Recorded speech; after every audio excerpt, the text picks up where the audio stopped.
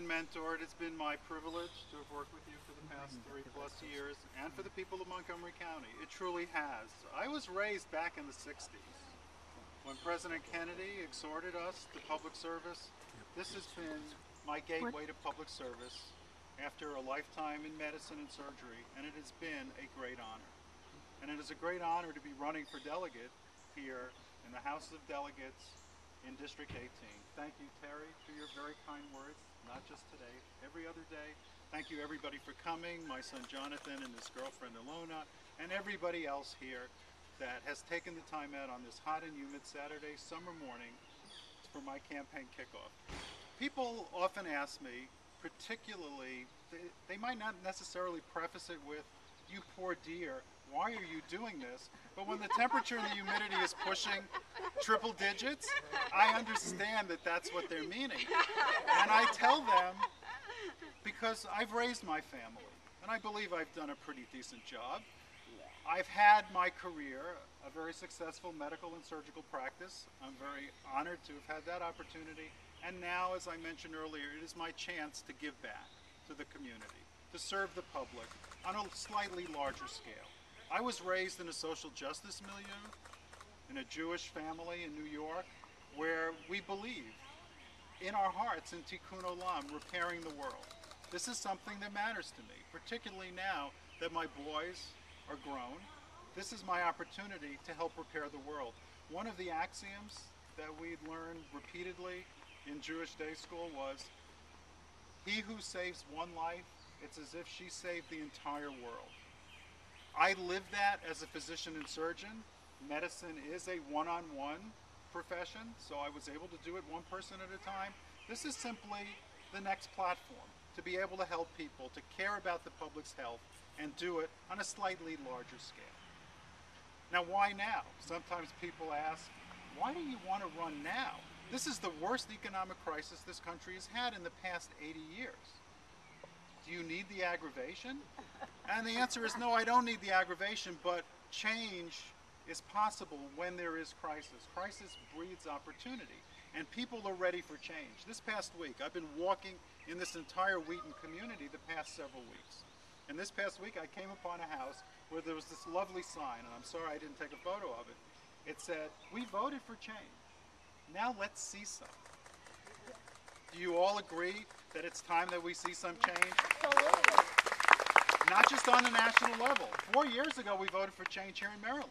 We brought in a Democratic governor and a hugely Democratic assembly. And what did we get?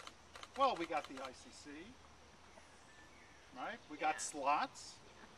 We got a pittance of progressive taxation, which our incumbents have allowed to expire, to sunset this year. We allowed corporations to continue to skate and avoid their honest and fair taxation, legal taxation. All they have to do is move across the border to Delaware and domicile in Delaware, and they no longer pay state taxes. And then to top it off this spring, our incumbents here decided they wanted to dump the teacher pensions, which is a state liability, on the counties. Now, we know the counties can't afford this. Everybody knows this. This was the year the money ran out in Montgomery County. Finally, but it ran out. And we had to raise taxes here. The council did this with a heavy heart.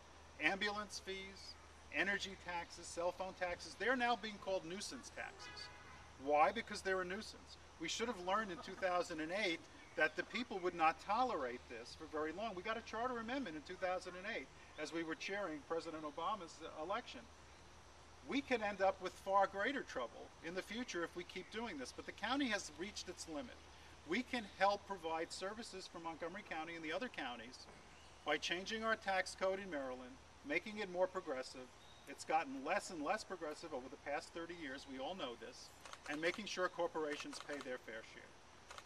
And I hope that the groups which I represent, like the Progressive Working Group and Progressive Neighbors and others, will work with me to make this a reality, because without this, most everything else is not possible.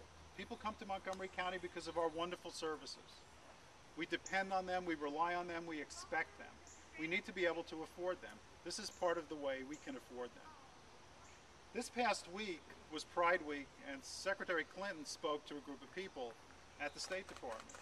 she reiterated what she said 15 years ago. Women's rights are human rights, and human rights are women's rights. And then she added, LGBT rights are human rights, and human rights are LGBT rights. It is an honor to have worked with her in the past and to have her as a Secretary of State who personally has no problem telling people what the truth is and what it is we need to work for. And just as Secretary Clinton, I will not only work for these issues, these agenda issues, I will fight for them. You know that. And even more importantly, I will not back down. I will continue to fight until the job is done. I will not have an eye on re-election. I will fight to do what people elect me to do, I hope, for the next 4 years. Now, I just wanted to add why I decided to do this here in Wheaton Claridge Park, a park that I didn't really know existed until a month ago, and which many people here, even other than those in the neighborhood, didn't know existed. It's a lovely little park, but it's in a very isolated area of the county where the folks whose doors upon whom I've knocked have said, you know, we're really second-class citizens here. You need to pay more attention to us. I will do so. There are several local issues. You came up Claridge. Claridge and Veers Mill is a very dangerous area. There was a man who was killed just a few blocks further north on Veers Mill Road this past week. People speed down the hill. It's a problem. And that's a public safety issue, which is a public health issue. So it matters to me to get that fixed. The delegation here has listened for years. Nothing has been done. I will do my best to make sure something gets done. On a slightly bigger canvas, the main issue for this area, as Councilmember Trachtenberg knows, is Costco and Wheaton Mall. Virtually every door that I knocked on wants Costco.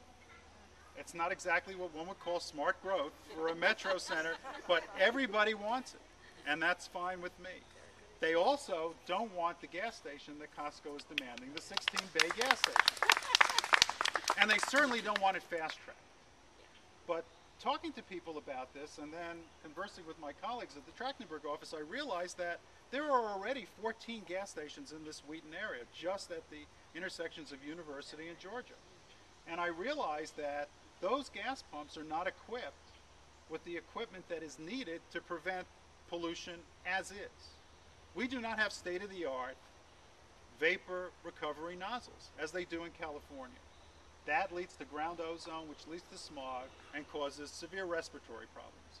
So if I am elected, I will introduce legislation to mandate that we protect the public health as it exists today by requiring these new gas pumps for all of Montgomery County and for all of Maryland. Yeah. There are many issues like this which require a science background, which require a medical background. We have very little of that currently in the Assembly. It's time to put a doctor in the House, and I will work for you. I will work full-time. I know some people think of this as a part-time job, but I will work full-time in order to represent the people, the residents of District 18, Montgomery County as a whole, and all of Maryland. It will be my honor. Thank you very much for coming out.